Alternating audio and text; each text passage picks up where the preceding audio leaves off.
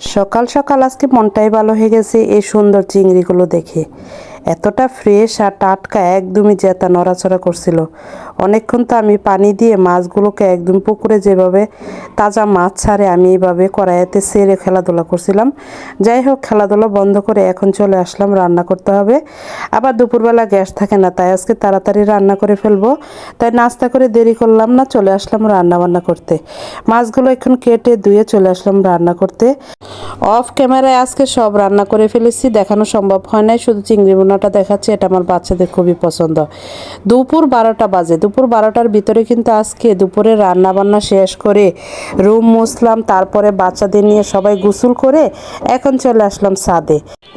এখন বেলা বাজে 12টা, দুপুরে আজান পড়তে আরও 1 ঘন্টা বাকি আছে, তাই ভাবলাম 1 ঘন্টা আজকে ছাদে রোদ্রে বাচ্চাদের নিয়ে একটু সুন্দর মুহূর্ত কাটাবো।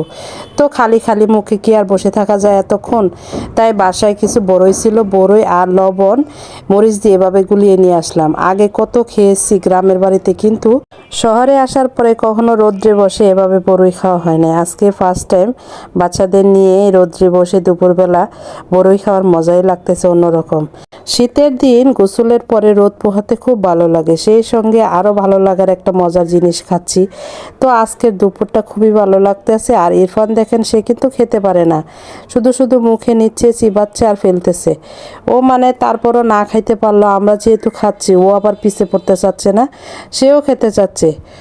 কিন্তু তাকে তো আর মরিচ আর লবণ দেওয়া হচ্ছে না, তার জন্য পাশে যে খালি জায়গাটা আছে সেখান থেকে সে লবণ মরিচ যেভাবে খায় সেভাবে মানে লাগিয়ে লাগিয়ে খাচ্ছে।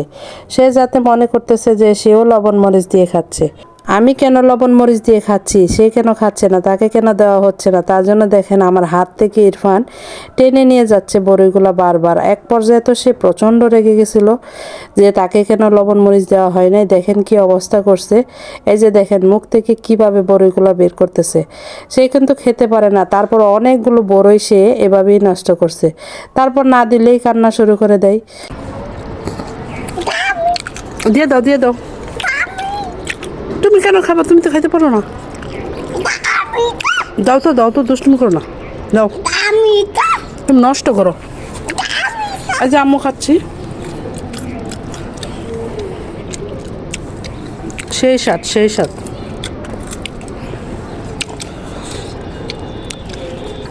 ইরফান, তুমি তো সবগুলো বড়ই নষ্ট করতেছ।